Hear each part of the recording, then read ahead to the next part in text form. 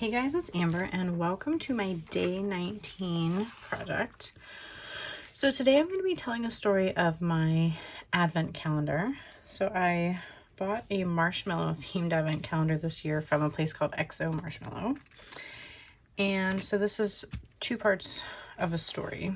Part of it being that this is my advent calendar for the year, but the second part being that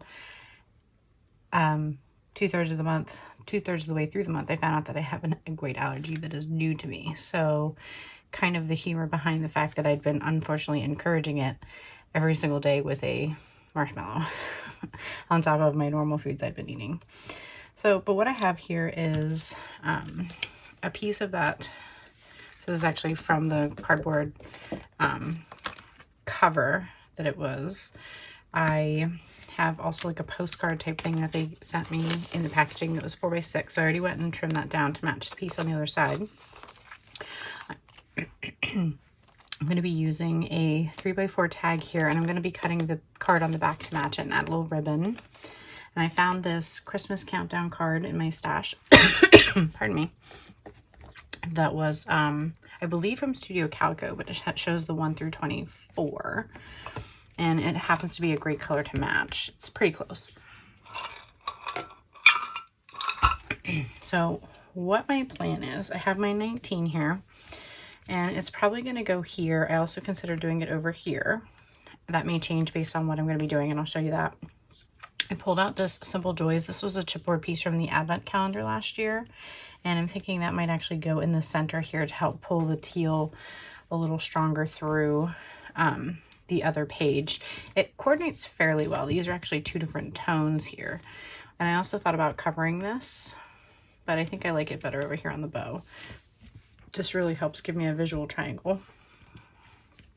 So what I'm planning to do to make this a little bit more fun and interactive is I'm going to make this side into an open book, but instead of it just flipping over and being on the back, what I did is I created two 7-inch square photos here.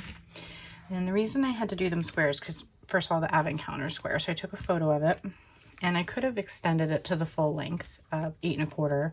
But what I thought I'm going to do is, I'm lining this up here, I'm going to trim off this bottom 1 1/4. And that's actually going to stay stationarily mounted to the photo that's going to be on the opposite side, which I happen to already know what that's going to be. And then just the top portion, the 7 by 7 inch portion, will be the part that flips. So on the inside will be my journaling, and on the right hand side will be what it looks like inside the calendar. I did consider taking these little flaps pieces, or even like the day 19 as part of my number, and kind of using a few of them, but I don't think I'm going to do that, even though I still have it. I think I'm just going to, like I said, do the booklet. I have a handful of other embellishments that I did select here. I'm not sure how much I'm going to really need to use, but I have another part of the packaging here. I have this counting down the days sticker from Ellie's Studio I think I might use. I have some chipboard hearts and stars that this blue matches. I also found this blue Mary, but I don't think I'm going to be using that. And I also had this blue star. So just kind of had gone through my stash to see what was available.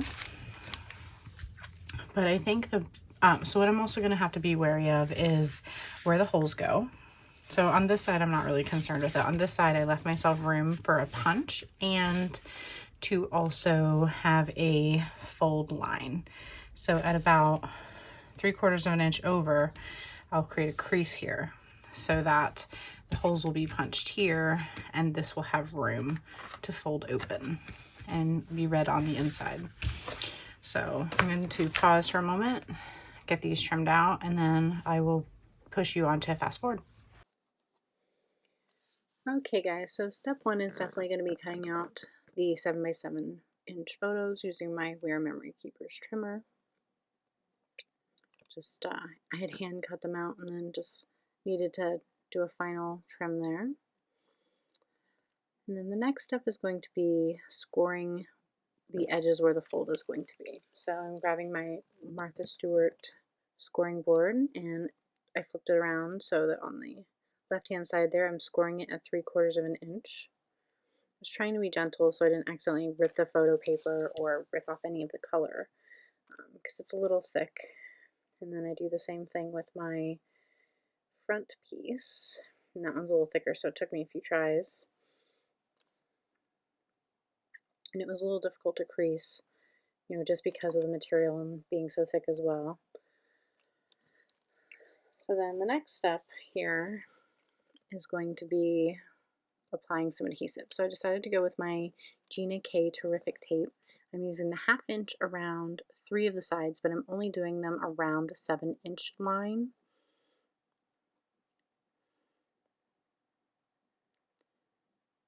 And then I'm going to use the 1/8 on the top and bottom of the smaller line there that you see, so that I can put some adhesive around where the holes are going to be punched. So I'm releasing the paper, and then I'm going to start in the bottom left-hand corner there to make sure that everything's aligned. It was off just a teeny bit, so I just peeled it back so I could get it as straight as possible. And then I just had a few little edges to trim. And then the next stage was going to be punching the holes. So I was trying to use my punch template, but that didn't work because everything was just a little too thick. So I just stood my punch up and inserted the cardboard pieces down and then punched away once I got everything centered. And then I didn't do the release paper near the holes until it was actually ready to go because I knew the crease would be different. And then I used my trimmer to trim off that bottom 1 1¼ inches because I wanted it to be a nice clean cut. So here I'm just checking how everything's going to line up and repunching a few holes because it wasn't perfectly aligned but close. And then I also went ahead and I punched holes in the photo that's still laying on my desktop there, but I actually didn't need to because I sort of changed my mind a little bit and I made it a little more offset than I had originally planned because 3/4 of the photo was covered up by the part with the holes and I hadn't accounted for that when I was printing. And so I just was able to move everything over to the right a little bit. So the next step here is grabbing my photo for day 20 that I know is going to be my background photo. And I had hand cut around that and I just need to trim the edges of that one as well so that it's a full 7 by 8¼ inches.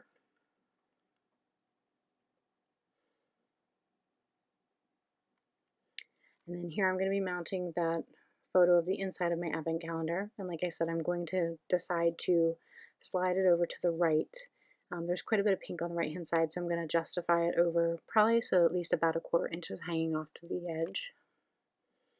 And I'm going to again use my Gina K Terrific tape. And then on the side where the holes are, I just kind of kept double checking to make sure I was in the right spot. I'm going to use the 1/8 tape around there, and that's going to actually end up being the only piece until I know when the holes are getting punched. So just releasing the paper.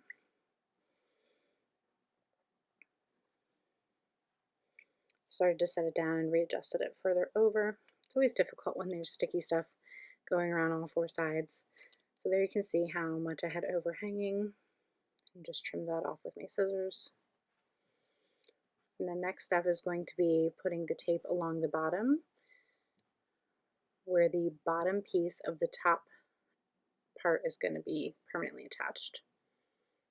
So I just used a strip along the top and bottom, pulled the release paper off there, and just did a little bit of trimming around the edges. So I'm just seeing how things line up, and I think everything actually looks pretty good. I'm very happy with how this came out. I have to repunch one of the holes where the split happens, and of course where I, added all the other photo paper in. And I'm just recreasing a little bit more and trimming off an edge there that I noticed. And then for this part of the adhesive, since this is the only part where I can put any, I'm going to use my red line tape. So I'm going to use the 1/8 from where the holes are closer to the edge, and then above the holes I'm going to use my 1/4 inch tape just to get as much sticky adhesive in there as I can.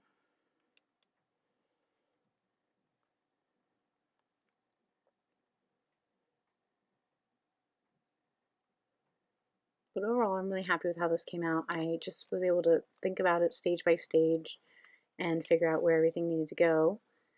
So I started by aligning it at the bottom there to make sure that the rainbow stripe lined up, and then adhered everything down, did a tiny bit of trimming.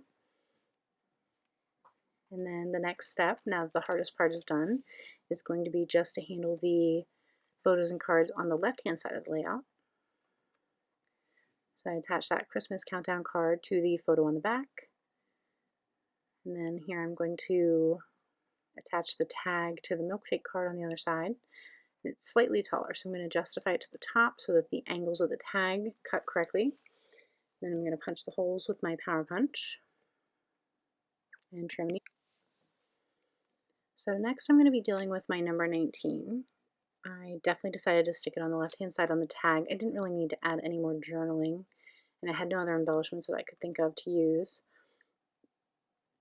And then I also realized I needed a tab on the right-hand side so that you could see it needed to be lifted.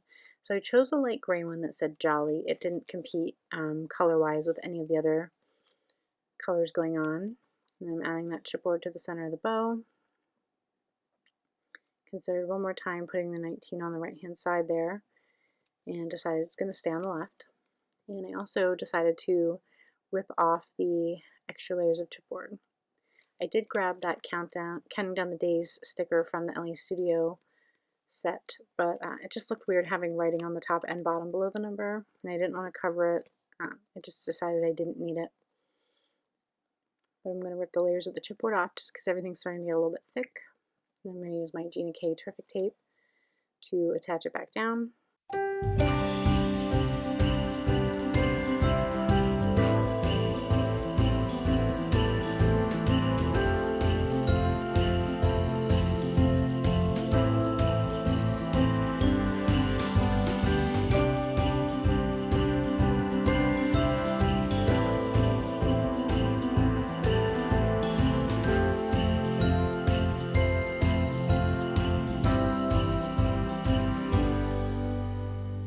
Okay guys, finally finished with my project here. Really happy with how this came out. It went pretty smooth. I just had to think about it step by step. Ended up using a little bit of ribbon here. I know it kind of clashes, but I didn't have any good ribbons, and the red and white made sense on this side, so I just kind of went for it. Simple, but with a little bit of a twist. I do like how this came out. I was thinking about potentially adding this extra piece of packaging that I had, but like I figured, like it says marshmallow, XO marshmallow, XO marshmallow, XO marshmallow. It's a little too much. I didn't need anything else, so I just left the rest of the simple. I'm not checking anything off here. I decided to go ahead and put the number here. I didn't want to add any more journaling since I already have extensive journaling inside, and I'm just going to keep just the chipboard here alone and my photo tab. So the next day I had to go ahead and pre-mount onto my photo for day 20. I'll just be putting my number 20 right here, and then I'll have some other stuff going on over here to the right hand side. So thanks so much.